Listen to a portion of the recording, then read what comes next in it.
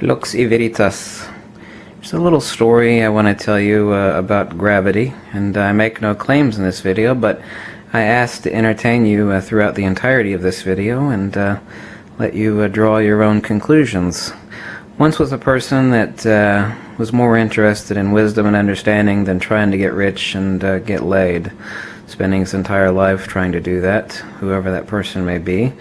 And understanding the nature of magnetism, and that a magnet is nothing in denotation other than the complete coherency of the field. There is no change in quantity of the magnet before magnetization, that the coherency of the field induced what is incorrectly for so many thousands of years is understood as either magnetic attraction or magnetic repulsion. But this so-called attraction and repulsion, so-called, was nothing other than either dielectric voidance or a dielectric counteravoidance, force and motion, inertia and acceleration. And gravity itself is not an autonomous field, and space itself, being neither field nor force, can act on nothing, knowing that, as Tesla said, and as C.P. Steinmetz said, and as Oliver Heaviside said, the grand masters of all field theory, not Einstein, but the people that actually gave us 100% of the electrical grid that everything in the world works on, that these people had to be right. And looking further into it, we know that mutual attraction of masses is obviously a given, but this is not a force. This is an acceleration. There's no force involved in gravity. Obviously, it is an omnidirectional acceleration, which is why, given enough mass, every bundle of mass will form undoubtedly a sphere. Likewise is the case, two large masses will mutually accelerate, not attract, and certainly no different than the field modality that we know in magnetism as quote-unquote magnetic attraction, but magnetism is a radiation. As Michael Faraday called it, he called it the dielectric field. It is the loss of inertia expressed as reciprocating precessional hyperboloid. So, understanding the right-hand rule in electromagnetic retardation, understanding force, field, and current, we take our right-hand rule, force, magnetic field, and current, and we apply it to gravity, or that which we call gravity, which of course is not a force, but an acceleration, a mutual acceleration of mass. But this acceleration is nothing other than dielectric voidance, absolutely no different than magnetic attraction. What if someone were to be inspired and say, well, understanding force, field, and current, we apply this to mutual acceleration, that which we call gravity, but is merely a definition, not an explanation. What if we were to reduce the current of mutual acceleration, i.e. the current here, and we increase force and field perpendicular, i.e. the right-hand rule that we understand in power lines, we increase force and magnetic field and decrease the current of mutual acceleration of masses, say an apple falling towards the earth. Understanding, like for example over here we have our power lines. Do you know that if power lines lose their power, that they'll actually, if you actually watch them when they lose their power, they'll actually sag apart like this. And when the power comes back on, why magically all of a sudden the power lines are pushed apart ever so slightly. But if you increase the amperage in the power lines, this sometimes accidentally happens, especially in third world countries.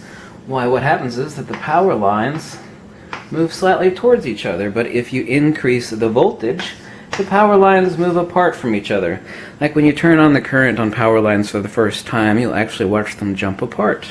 If you're ever there to witness it, which most people are not. It happens and no one is out there staring at the power lines, especially a long stretch of power lines. Understanding the right-hand rule, understanding electromagnetic retardation, and understanding that before general relativity came along, and the fool Einstein postulated that space was something that did something, but space, knowing, as Tesla said and Heaviside said, and A few other really intelligent people understood that space is neither a force nor a field, can act on nothing and do nothing. Tesla said this is ludicrous. Right before general relativity came along, there's some interesting secrets called a gravitational electromagnetic analogy by Oliver Heaviside, where he actually explained what gravity might be. There is another person who postulated what it might be, Dr. Oleg D. Jefimenko. He wrote another book on electromagnetic retardation and causality, electromagnetic induction, and gravitation. And he wrote another fascinating little book. He's a professor, extremely well-educated person, called Gravitation and Co-Gravitation.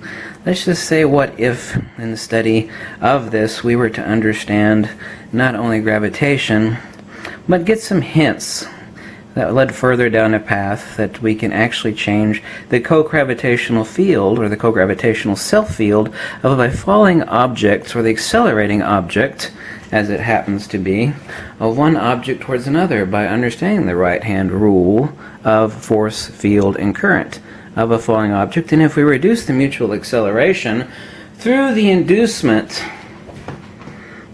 let's say we have the Earth right here, and let's say we have an object right here. It's accelerating, and of course what we have down here is omnidirectional acceleration towards the center of the Earth or the mass or whatever it is. Here we have CF. The co-gravitational field is omnidirectionally centripetal. It is an incoherent, unlike our magnet, which has poles, which we've defined earlier, north and south. We have a coherency of field in the magnet. But in mere gravitation, obviously every magnet also has its own gravitational constant. A large enough magnet will attract a large hunk of dirt. Gravity is inherent to the huge magnet if we were able to produce one. So what if we were able to induce, vis-a-vis the right-hand rule and understanding what gravity is, that gravity actually doesn't exist. It is nothing other than the very same thing that we call magnetic attraction. Nothing other than that. However, in speaking of the magnet, is a lot more strong because it's field coherency. Whereas in gravity, everything here is incoherent, but given enough mass, you get an enormous force known as gravity. However, respectively, it's a weak force, but given a huge mass, it's rather strong. We're able to change a force vector and therefore reduce the current of the accelerating object, the co-gravitational field, by increasing force and motion perpendicular to the point of acceleration. What if that were possible? What if somebody developed a little device that had between 4 and 8 parts in it? And he was really excited, or she was really excited, and he thought, well, let's test out this little device. And on first building the first prototype, the person was stunned. God, it works. It's not a lot, but you can actually feel it. You can give it to other people to feel, and they feel it too. Fascinating. Fascinating. The right-hand rule works. We can apply electromagnetic retardation and mutual acceleration of incoherent mass towards another incoherent mass. Dielectric voidance, no different than magnetic attraction. No different whatsoever. Played with the device, endlessly understood that gravity was nothing. There is no such thing as gravity. It is nothing other than dielectric voidance. It is nothing other than a large, incoherent acceleration towards the erasure of force and motion, which is definitionally, the denotation of space. Space is the posterior attribute of force and motion, and that mutual acceleration can be lessened by increasing perpendicular force and motion, a la the right-hand rule, a la electromagnetic retardation, and understanding the co-gravitational field. Very simplex device. Let's say such a device were to exist, and a third prototype was built and given to another person in case something happened to that one person, and the plans were given to a few people in case something ever happened to that person. And he built a better prototype. He found out it worked better. But something amazing happened. Something amazing happened. Well, what happened? Well, after playing with the device for months, he didn't realize something.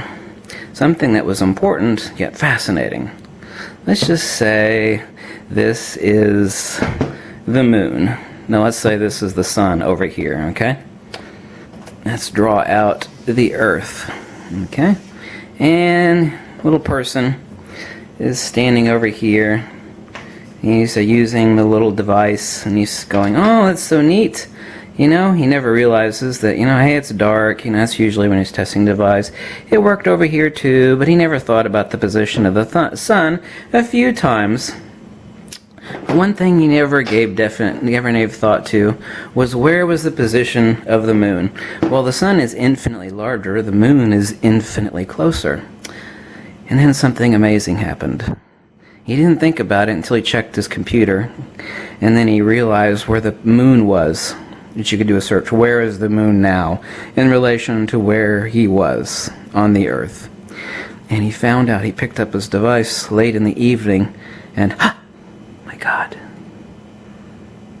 this thing is 4 or 5 times more powerful than it's ever been before. Testing it every day with amazement for months. I've got it. This person might have thought, what if? He goes and checks his computer, and he finds out that at this particular time, he was right here, and that all these huge masses directly under his feet, the moon and the sun, of course infinitely further away, were directly under his feet, or her feet. Okay? What if? What if all this enormous mass was lined up such that when he was testing his little anti-gravity device, of course gravity doesn't exist, is nothing other than dielectric voidance, incoherent mass, mutual acceleration of mass as impelled by dielectricity. Remember, that which props up magnetism and which props up an atom, 99.9999% of the volume of every atom is magnetism. That which causes acceleration of masses mutually is dielectricity, dielectric voidance. So gravity is no different than the acceleration, of which there is no force involved, the mutual acceleration of masses. And lo and behold, there it was. He checked on his computer, or she checked on the computer, and right underneath his or her feet was the moon right there, and the sun right there, and he or she waited, and it waned after each day. The moon would move a little further off, it'd get weaker and weaker. Of course, the moon would move over here. Then that person would wait every month until the moon and the sun and the earth beneath his feet were all lined up, and the device was so much more powerful. Fascinating. Fascinating. This is it. Of course, they knew that ahead of time because it was very obvious. So, this person built a mock-up with between 4 to 8 parts. And every person that played with this device was fascinated. What's the trick, they said? This is neat. What's the trick? What trick? What trick at all? I don't know what trick you're talking about. Do you see any strings attached? No. You can't see what's underneath there. Just powered by a watch battery. It has between 4 to 8 parts. What happens when I hold this? It feels like when I actually accelerate it towards the ground, slowly dropping it, that it actually loses weight as I actually change the acceleration vector of this device towards the Earth. And especially when the sun and the moon are directly underneath your feet. The Earth, the sun, and the moon, as is the case. What if? Lux e veritas. Lux e veritas. Thanks for watching. Catch you later. Remember, no claims are made in this video. This video is the story only. It's for you to decide or not to decide. Be entertained, think maybe, maybe not. Either way, doesn't matter.